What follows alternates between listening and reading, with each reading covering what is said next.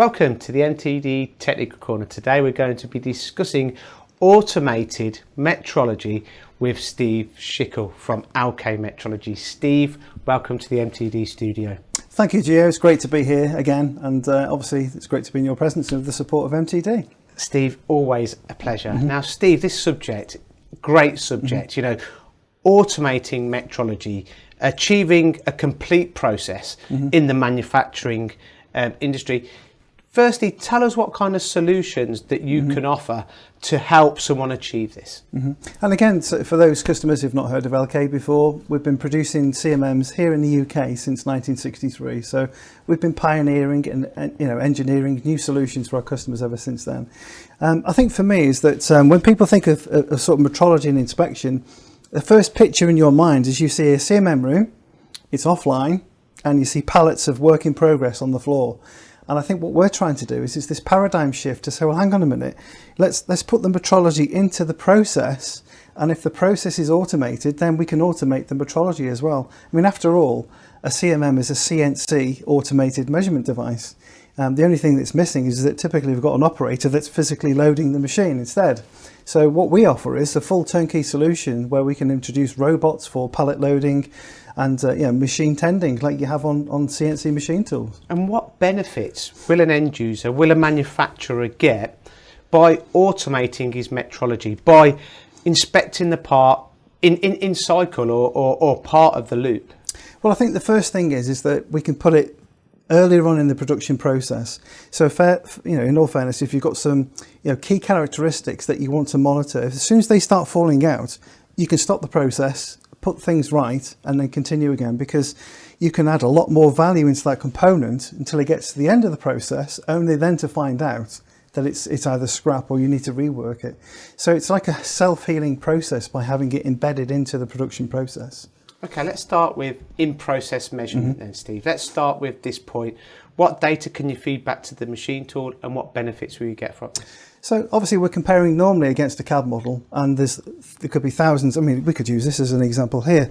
So there could be thousands of key characteristics on here, even down to surface finish as well. So the key thing for me is to say, set those parameters, and as soon as they start getting close to tolerance, then we could actually feed back intelligently back to the machine tool to make some tool offsets. So effectively, they can correct the process, so the next part that comes off is back in tolerance again. So massive point there, Steve, because ultimately there you're keeping everything in mid-tolerance and you're achieving a stable process. Once we've done this, Steve, the component has been machined.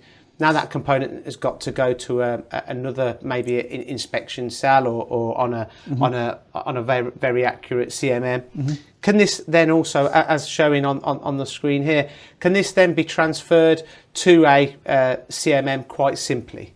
Well, that's right. I mean, as I said before, if you've got machine tending, put the CMM in between the machine tending so that the CMM can be tended by a robot as well. And obviously we've got PLCs now that's controlling robots. So what we can have is intelligence saying which part it is, because you could have multiple parts going through. I mean, it doesn't have to be the same part. You could have hundreds of different parts.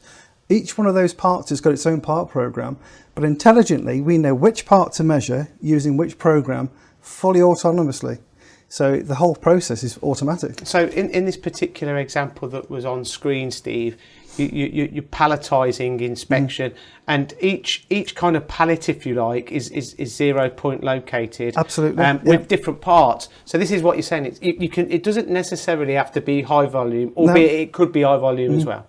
Exactly. I mean, obviously you wouldn't make the investment if you were only ever going to make one-offs. It doesn't make sense. But most industries are making thousands and thousands of the same parts and components.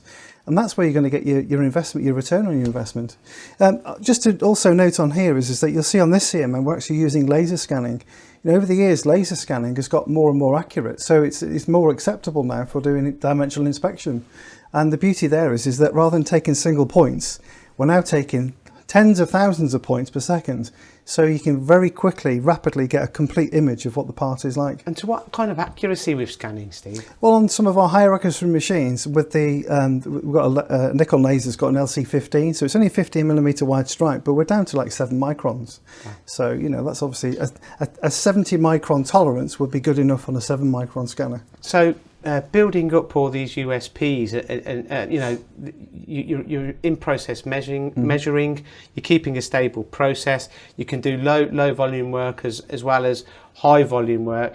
You're effectively turning your workshop into a more efficient and productive environment, reducing cost per part. And what I have noticed, Steve, when I have been on the road and in workshops, these machine tools are getting faster now. The parts are being made more efficiently, you know, but the backlog always does seem to be in inspection. So ultimately, you know, it shouldn't be looked at as an individual process inspection. It needs to be looked at as a complete process. Would you agree with that? I think so, yeah. And I think also, you know, the old mindset used to be that the CMM, or the operator or the inspector of the CMM, he scrapped the part off.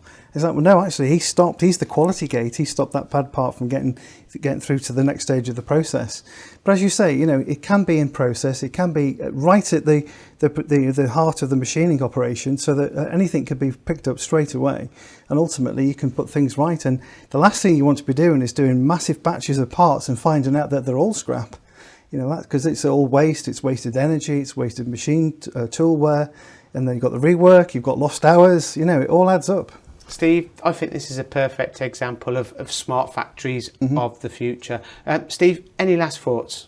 Well, I just think, you know, obviously for people that get interested in this technology, that they should just visit our website and make contact with us, and, you know, let's come and talk. You know, we've got a very strong team of engineers, and we love doing these turnkey packages because, you know, that's where we see the most return on investment for our customers. Steve, been an absolute pleasure. So there you have it, smart factories of the future with LK Metrology, automating inspection. Thanks, Steve. Thanks, Gio.